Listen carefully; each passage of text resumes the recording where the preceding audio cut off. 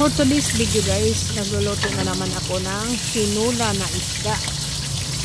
Ang ginagawa ko guys, nagpakulo muna ako ng tubig, saka ko nilagyan ng kamatis, yung kamatis at saka nilagyan ko na ng asin guys para masarap talaga yung sinula natin.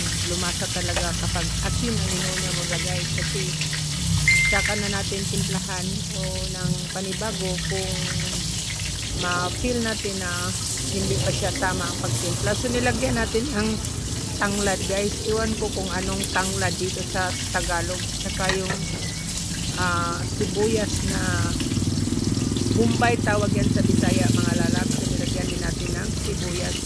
So hayaan lang natin yan guys na malata yung tamatis. At pag malata na yung tamatis natin, saka ilagay natin yung yellowfin. Yellowfin na isda guys. Masarap kasi yung yellowfin.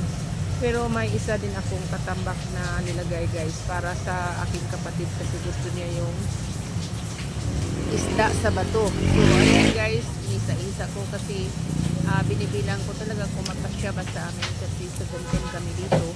So kailangan talagang isa-isahin natin sa paglagay yung isda para malaman natin na talagang kumpak yung niluluto natin. So nilagyan ko yan ng kulikot guys.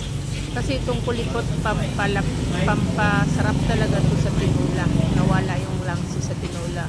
So nilagyan ko ng Ajinomoto yung ating isda guys. Hindi ko alam kung anong nilalagay nyo kapag magtinula kayo. Iba-iba naman kasi ang pagluluto sa tinula. May sinigang ito sa akin. Tinula lang, Bisayang tinula ang ginagawa ko mga lalabs.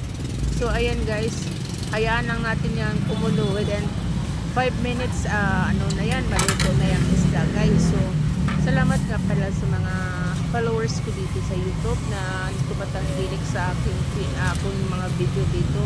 Madaming salamat guys. Kaya nilagay na natin yung pichay.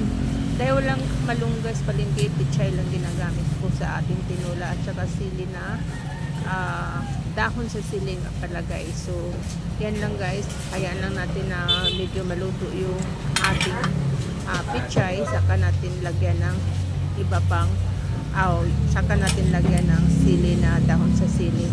So hayaan yan guys, malapit nang maluto at paki-comment kung nagustuhan niyo yung ating recipe ngayong araw na to. Sana magkaroon tayo ng maraming views para sa ating revenue. So ano pang hinihintay niyo guys? Kukuha na tayo ng bowl para kain na tayo. Salamat po sa inyong lahat at nilagyan din natin ng dahunan guys, sibuyas dahunan, kasi bukod sa sibuyas masarap din yung dahon sa tinula, yung sibuyas na dahon. So ayan guys, hayaan natin maluto talaga yung sibuyas na dahon natin, saka natin ilagay yung dahon sa sili. Last talaga yung dahon sa sili dahil manipis naman po yung dahon sa sili. So ayan guys,